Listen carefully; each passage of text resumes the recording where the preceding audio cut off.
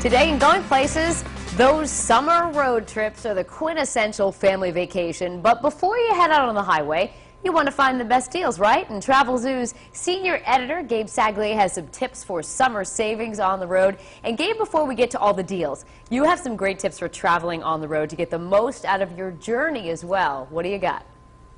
Yeah, make the best out of the time you've got, and of course to try to save some money along the way. Number one is planning. You know, I've always been a fly by the seat of my pants kind of a guy. I wasn't into planning until I took my first cross-country trip with a 1-year-old and a dog.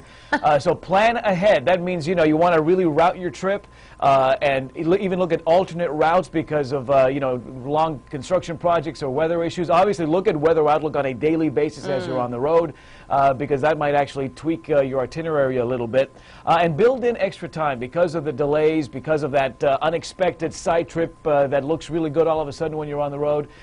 Give yourself some cushion. You don't want to rush your way through the trip because it's not just about the destination, as you know, it's also about the journey. Absolutely. All right, now let's talk about some of those drivable deals you have for us. First up, Philadelphia, which isn't too far away from Rhode Island, so what do you have there? Yeah, I'll be about 275 miles away is what I'm thinking, about a 5 or 6 hour drive. I've done this drive, you know, obviously during the summer months. It's a great time to check out some of the jewels up and down the East Coast. And so if you do a 5 or 6 hour drive like this, I'd suggest building at least one stop in there, maybe in upstate New York or in Westchester County. And you know, do a little bit of lunch, do a little bit of sightseeing, and that really stretches out your day a little bit. But then by the time you get to Philadelphia, great deals to be had, particularly during the weekdays. There's a place called the Radisson Plaza Warwick Hotel, historic, upscale, beautiful property, $125 a night with free valet parking.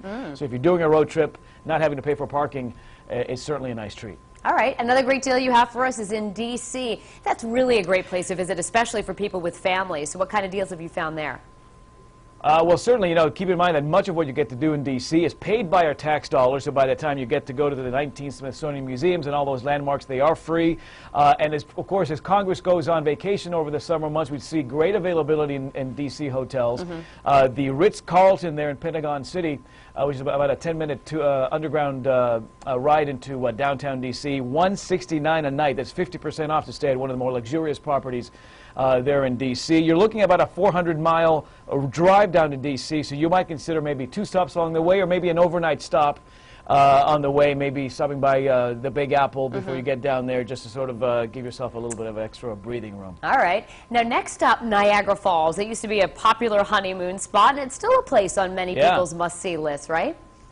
Certainly, a lot of people's bucket list, and of course the summer months are the best time of the year to go. If you some of the better deals happening on the other side of the border, by the way. So if you look at the Ontario side of Niagara Falls, bring your passport with you. Or now they're issuing these passport cards, which make the drive kind of the size of a driver's license, makes the drive across the border just a lot more time efficient.